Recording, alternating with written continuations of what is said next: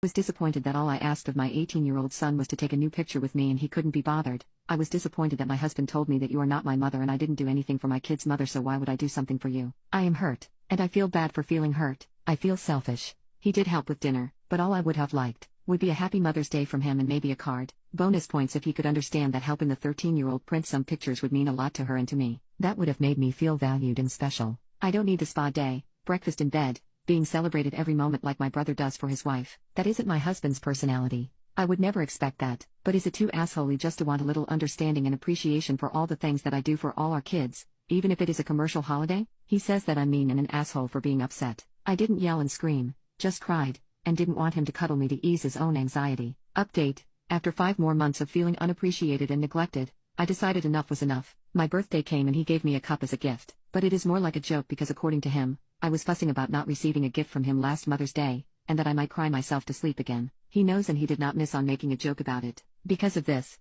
I realized that despite my efforts to communicate my needs and feelings, my husband remained indifferent and dismissive. He continued to show a lack of interest in my well-being, so I just looked at him and dropped the cup. It was shattered. I said, "Oops, it slipped." Without breaking eye contact, he was obviously tensed and was shocked about my reaction. As we sat in silence after another dinner, I realized I couldn't keep living like this. I told him I was filing for divorce. The look on his face was a mix of shock and disbelief, but I knew I had to follow through for my own sanity and happiness. The next day, I told my stepchildren. The news hit my stepchildren hard. They didn't take it well and blamed their dad for being an a-hole, which he had been. He tried pleading his case, making promises to change, but it was too late. I had lost all hope in our relationship. I packed up my things and left with my children. Since then, my husband has been bombarding my phone with calls and messages, but I haven't responded. It hurts, but I know this decision is right for me and my kids. We deserve to feel valued and appreciated, and I won't settle for anything less anymore.